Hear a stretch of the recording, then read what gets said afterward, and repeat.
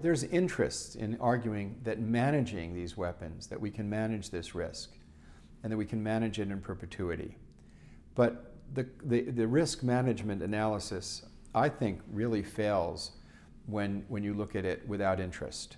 But even more importantly, the greatest cost is not just the trillions of dollars that have been spent and the commitment of billions more, but it's the opportunity cost, which is we're failing to deal with an entire menu of very, very real existential threats to civilization.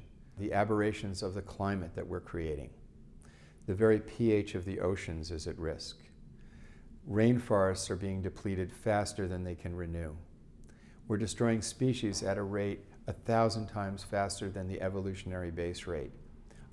Every one of these problems could end the human experiment, the divine experiment, this sacred experiment of human beings being conscious, having love, having reason, having wisdom, could end it. And as long as a handful of human beings believe that security can best be obtained by threatening to annihilate the entirety of the human race, that this is a way of pursuing security, the level of cooperation required to deal with these other threats, I think, is unlikely to happen. If you are pointing a gun at me, even if you'd like to cooperate in a way that would be effective, it would be very difficult for you to cooperate with me and impossible for me to voluntarily and rationally, fully cooperate with you. There's always going to be a position of coercion.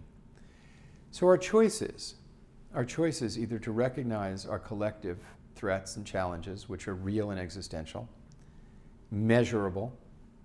You can measure the health of the oceans. You can measure the climate. You can measure the health of the rainforests. Can you measure strategic stability, the doctrine behind nuclear deterrence? It's impossible to measure it. Moreover, our militaries pursue contradictory dynamics as they move forward.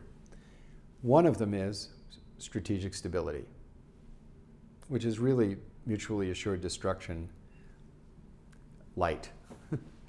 It's the idea that I am assured that you would have no motive to attack me because you're assured that I would be able to retaliate in an unacceptable way. How does that balance occur as science moves forward? The other doctrine that militaries pursue, by the nature of being militaries, is the pursuit of dominance. Well, the pursuit of dominance intrinsically disturbs stability. So you have part of militaries pursuing a dominance model, another part pursuing strategic stability, while our actual threats require cooperation. If you were to run a family with this kind of contradictory, confusing dialogues from the parents, the children would surely end up crazy. And this is what's happening in the world. The world leaders are failing to lead in a way that is rational, measurable, and could lead to success. So in answer to your question, 1, the risks remain unacceptable. 2, the risks are increasing. And 3, the failure to deal with other risks that we're facing because of the dependence on nuclear weapons and the security posture that they promote is costly at an existential level. And that's why every person listening to this should say, I need to care about the nuclear abolition movement now. This is not an issue that should be siloed. It cuts right through all other issues. Human rights cuts through all issues, but human rights, as important as it is to our humanity, is not existential. Gender equity, as important as it is, and it's not just for half the human family, for the whole human family, is not existential. It's a matter of civilization and the human endeavor continuing. Yeah. This is not an issue of lifestyle. It's not an issue of just mere values. This is the value. Do we honor the sacredness of life itself?